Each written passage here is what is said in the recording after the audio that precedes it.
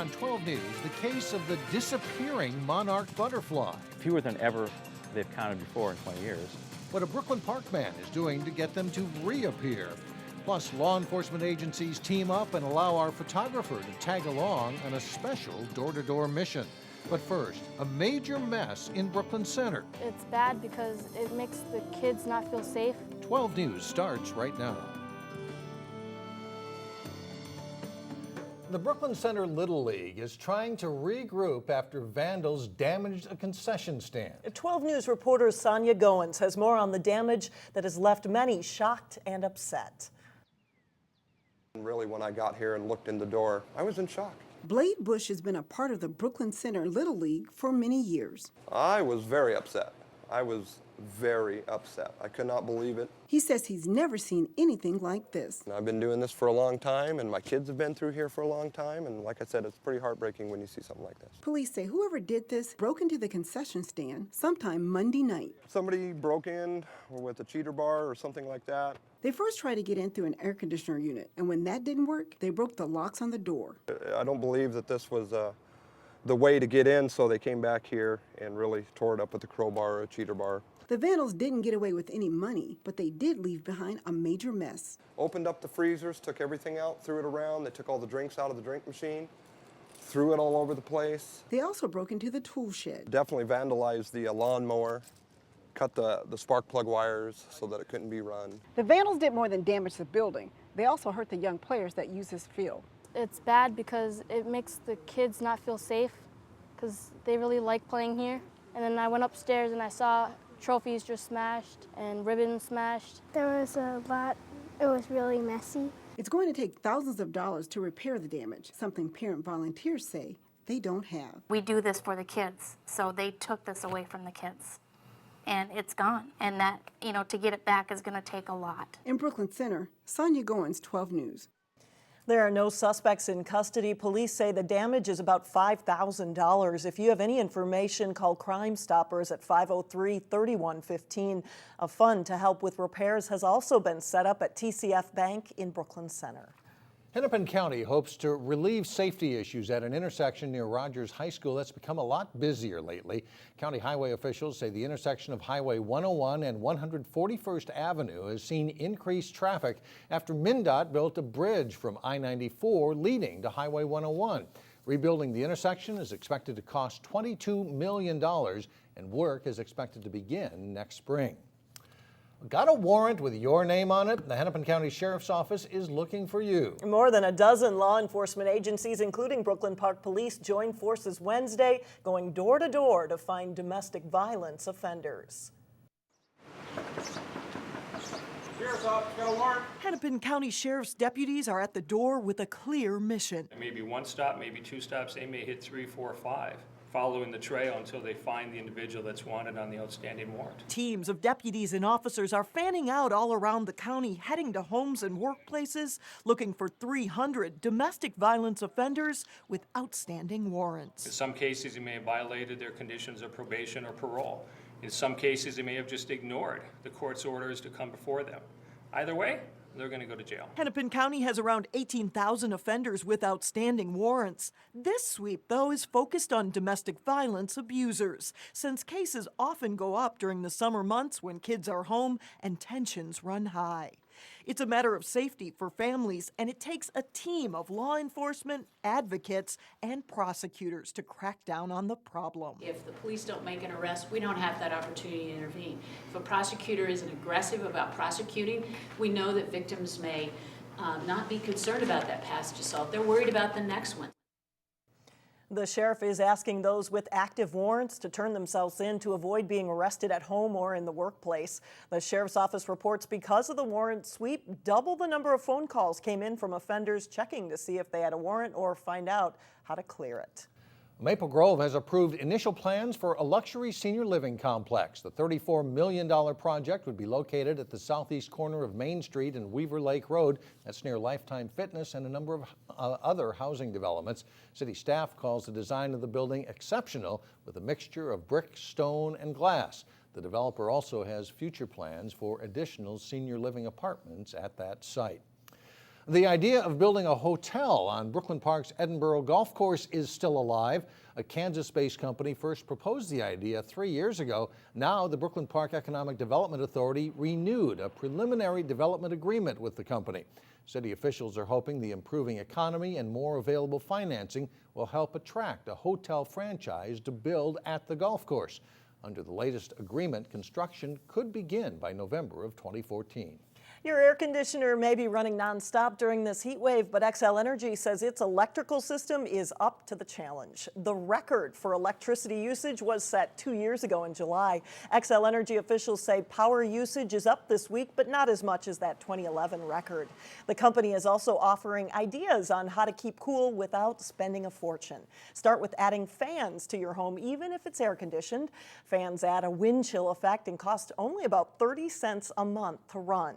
Use washers, dryers, and dishwashers after 10:30 at night when it's not so hot, and cook in a microwave oven instead of the stove to keep the heat down. And if you can stand it, raising the thermostat from 72 degrees to about 78 degrees saves about $25 a month. But of course, that's easier to do later this week when it cools off a little bit.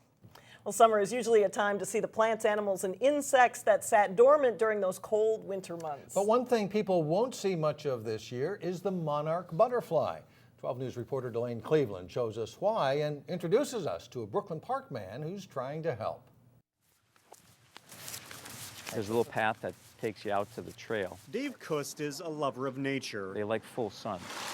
Or to be more specific, The eggs are about the size of a pinhead.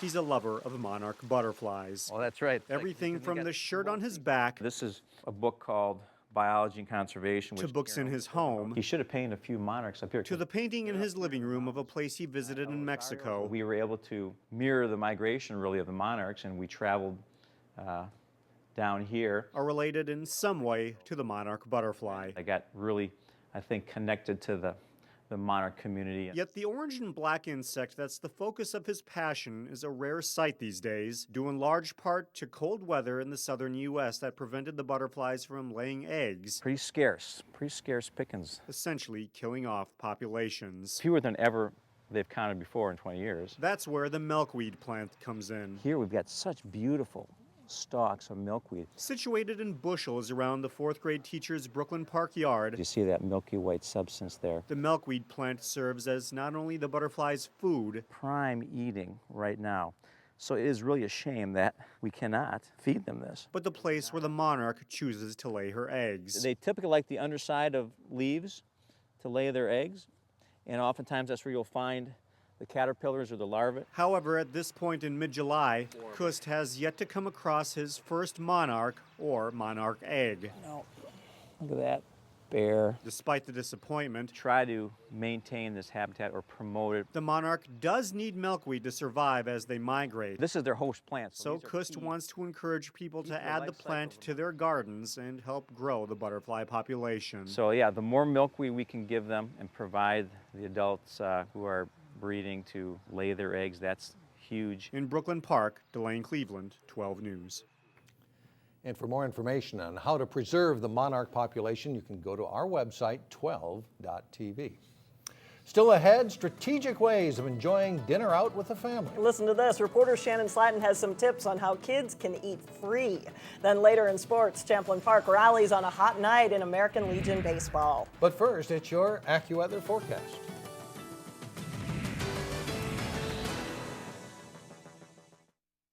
Dining out is not just for the weekend anymore. Restaurant managers are enticing people to dine out on weekdays as well. The secret, they're offering more free kids meals. Shannon Slatton has more on what you need to know in today's Money Savers. Restaurants want business from families, so they're adding more kids' meal options. In fact, here in the Northwest Metro, it's possible to dine out every day of the week with your kids without ever paying for a kid's meal. Almost all of them have a Kids Eat Free program. Michelle Elliott keeps track of Kids Eat Free options for the local website, Macaroni Kid. We met her at JC's in Maple Grove, one of the restaurants that recently started offering free meals to kids 7 days a week. The biggest thing about Kids Eat Free that I like is that I get to try out different restaurants. I get to check out places that I might not normally go. Most deals require the purchase of an adult meal at full price to get a free kids meal. When you have a lot of kids, it does get really expensive to go out to eat. So a lot of families reserve that for the kids eat free nights. So get your pen and paper ready. Here's a list we've compiled of all the places where kids eat free. On Sunday, kids eat free at Granite City in Maple Grove, Gervin Grill in Brooklyn Park, and all Dickey's Barbecue locations. On Monday, kids can eat on the buffet for free at Broadway Pizza in Crystal and Maple Grove. Tuesday is a big day for free kids meals. There are free meals at Champs in Maple Grove, Chili's in Plymouth, Denny's in Brooklyn Center, El Rodeo in Maple Grove, all Metro locations of Perkins, and at Mad Jack's in Brooklyn Park. On Wednesday, kids eat free at Wild Bill's in Maple Grove. Thursday, it's El Rodeo in Maple Grove again. And on Saturday, all Metro Perkins locations offer deals. Offering free meals every day are JC's and Maple Tavern, both in Maple Grove, and Solo's Pizza Cafe in Maple Grove and Plymouth. It's also important to note that each location offers the deals at certain times on those days, so you may want to call before you go. In Maple Grove, Shannon Slatton, 12 News. Michelle from Macaroni Kid also says it's good etiquette to tip the server the full price of your meal with kids' meals included, and it never hurts to thank the restaurant for allowing the kids to eat free. Keep it going, right? It's good to know. It is good to know. Coming up, what's expected to be a hot draw along the beach in Plymouth. But first in sports, we catch up with the former Armstrong basketball standout in Jason Melillo's series, The Next Level. John Jacobson has that and more when we come back. John Jacobson here with Sports Now, and they're looking forward to American Legion baseball playoffs and tuning up for that. That's right. Yeah, coming up fast. Where'd the season go already? Yeah. The summer playoffs for American Legion baseball start next week with district play. Teams in the North Hennepin League are wrapping up their regular seasons this week. Maple Grove hosting Lino Lakes Centennial on a hot night for a ball game. Nice defense for Lino Lakes in the second inning. They turn their third to second, the first double play, keep this ball game scoreless. But they take the lead in the fourth inning. Ben Lemire at the plate, lines a single to the left field. Adam Anderson scores for a 1-0 Centennial lead. In the fifth, Maple Grove keeps the score 1-0, turning an unconventional left field. The shortstop, the first base double play. They double off Centennial's Brandon Wozniak to end the inning. But Wozniak makes up for that by delivering a base hit past second base into center field in the seventh inning. Ben Peterson scores to make it 2-0. That's the final score. Centennial blanks Maple Grove 2-0. Also in North Hennepin League play, Champlin hosts Andover. Andover starts quickly.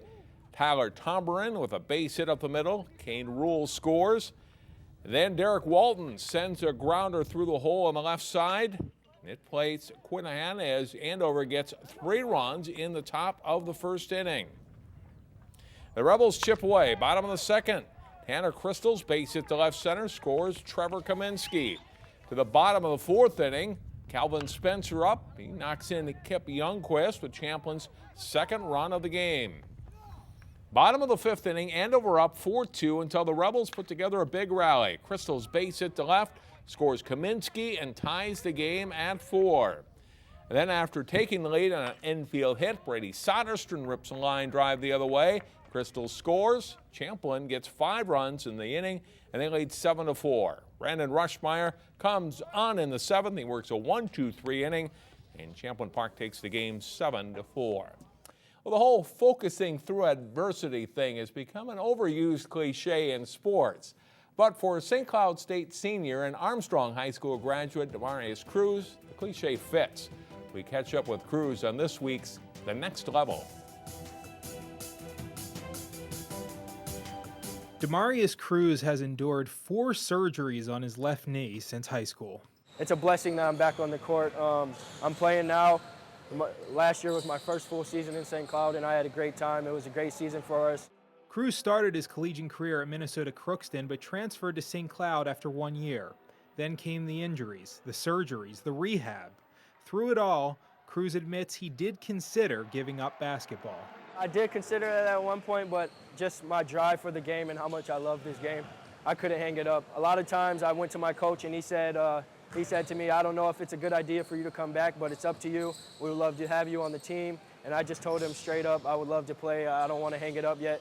Cruz started all 28 games last season for the Huskies, averaging 10.4 points a game and leading the team in three-pointers. Cruz's game has changed a lot since his days at Armstrong. In high school, I was an all-around type of player. I would get to the basket. I could shoot I shot the three okay. I wasn't really that good at shooting the three, but now that I'm in college, the tempo of the game has changed a lot. So I think my game has changed to a lot from changing speeds on the court. Just getting adjusted to the speed of the game on the college level is a big thing, and I think I've adjusted to that pretty well. Cruz's family moved east after he graduated from Armstrong, but this summer, Cruz is back in Plymouth. Give a good pump fake, show the ball. No one's gonna jump if you don't show the ball. He's working youth basketball camps run by Falcons coach Greg Miller. We feel like we have a strong tradition at Armstrong, and for the kids to be able to see these guys come back shows that they like our program and love our program in a lot of cases, and that they're willing to give back. You know, they're getting paid a little bit of money, but not a lot, and it's good for them to come and show up and show their skills too. I mean, Damarius is very skillful. He's worked really hard at his skills so the players can really see his skill level. When I was their age, I always looked up to older guys that came back and taught camp to us, or to me when I was young. 17, way to shoot it. So I think it's always great to come back and show them that you're there for them, that you'll help them out. You'll be a leader for them. You'll be a guy that can teach them things that other guys or other coaches that don't play college basketball don't know. So I think I can bring a lot to these kids out here, teach them a lot, and just show them what college basketball is really about. Damarius will graduate from St. Cloud State next spring. After college, Cruz hopes to continue his playing career by playing professionally overseas. A guy who really persevered through all those injuries and turned himself into a good ball player, and he was a very good ball player coming out of high school. And too. strikes me St. Cloud needs him and the local kids need him that's too, right. so it's a good pairing. Thanks, John. Thank you, John.